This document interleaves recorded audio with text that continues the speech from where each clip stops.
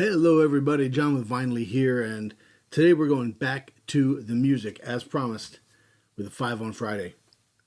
So the album this week is Powerslave by Iron Maiden. Now, as far as I'm concerned, that's part of the big three Iron Maiden albums. It was Number of the Beast, and then Peace of Mind, link in the description, and Powerslave. This is one of my favorite Iron Maiden albums. One of my favorite albums, period, honestly. Here's what it looks like in vinyl form. And you can see all of the little details. I'm going to zoom in here a little bit, and you can see all the little details.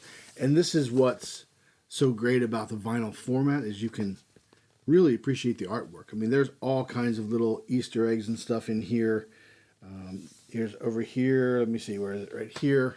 You can see there's a little Mickey Mouse right there. Little Kilroy was here over here. He says, what? No Guinness? That's what he says. So this is a perfect example of the benefits of having large form artwork like on a vinyl record. Open it up so you can see a picture of the guys here. Here.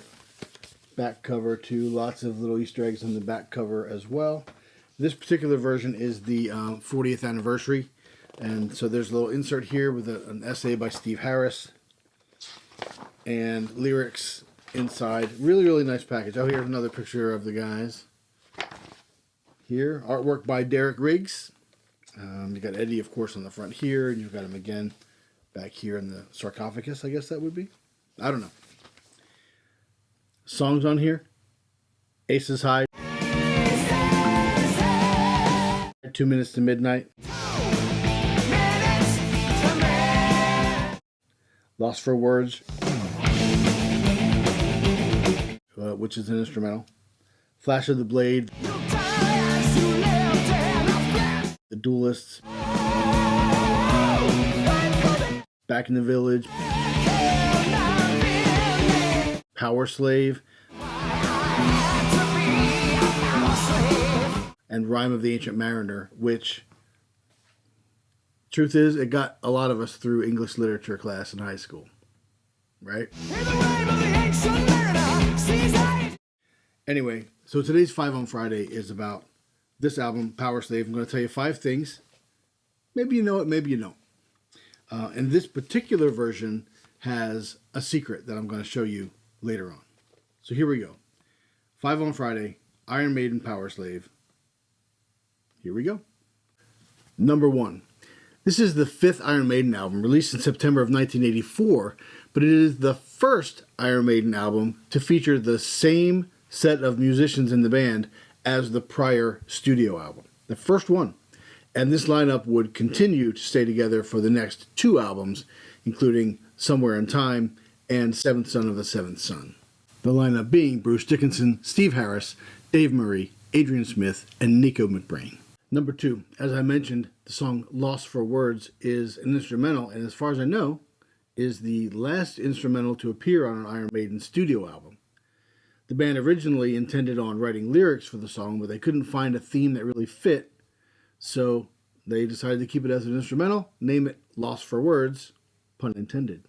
Number 3. Most of this album was written in the same location as where most of Peace of Mind was written, and that is a place called the Le Chalet Hotel in Jersey. Not New Jersey, Jersey, which is an island in the English Channel, one of the British Isles. So what else is Jersey known for, you may ask? Well, it is the birthplace of Henry Cavill, actor Henry Cavill. Also the birthplace of singer-songwriter Nerina Pallot, link in the description. And apparently, and I'm going to read this directly from Wikipedia, historically, the island has given its name to a variety of overly large cabbage, the Jersey cabbage. So, you got that going for you, which is nice. What is New Jersey most known for? Well, I don't have all day. Number 4. The album opener is a standout track called Aces High. And Aces High begins with an excerpt from a speech by Winston Churchill, which is now known as the "We Shall Fight on the Beaches" speech, delivered by Churchill on the 4th of June, 1940. Now, he only became prime minister on the 10th of May, 1940, so he was prime minister for less than a month before delivering one of his most famous speeches. And turns out there was no recording of the speech in 1940. He re-recorded it in 1949. Number 5. The second track on the album is called 2 Minutes to Midnight, and it's essentially a protest song about nuclear war, protesting against nuclear war. The 2 Minutes to Midnight refers to the doomsday clock, which is a symbolic clock signifying how close the world is to complete destruction. And it reached 2 minutes to midnight in 1953 during the Cold War. Ironically, this song was released 39 years to the day after the first use of the atomic bomb on the 6th of August 1945 in Hiroshima, Japan. So as I mentioned earlier in the video, this album, the version I have is the 40th anniversary version, and it happens to be a Zoetrope album.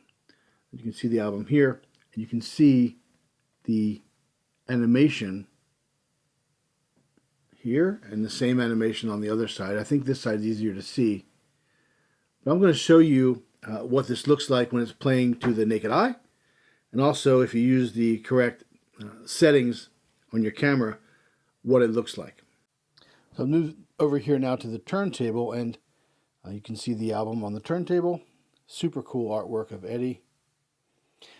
Now, a zoetrope is essentially, it's an animation, right? And all the little different pieces of the animation are lined up around the perimeter of the disc.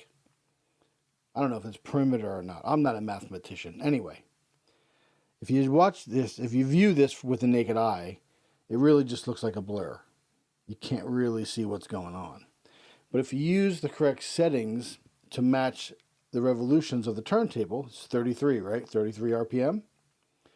If you use the, there's an app that you can use, multiple apps actually, where you can set the frame rate of your camera to the same rate as the turntable, and you get this.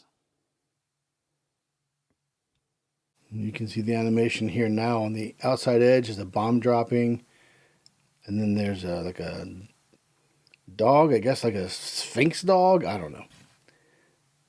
And then you've got this guy fighting a dragon, these two guys sword fighting, and then some sort of a wheeled something or other. And then this guy doing a little dance.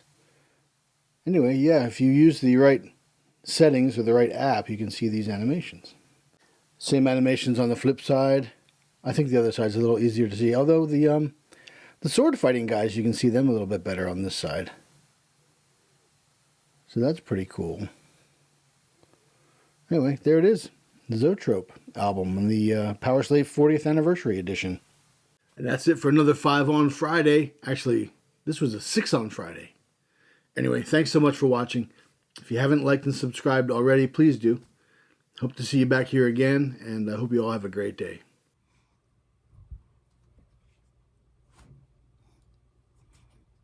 Number 3. Most of this written... We shall defend our island, whatever the cost may be.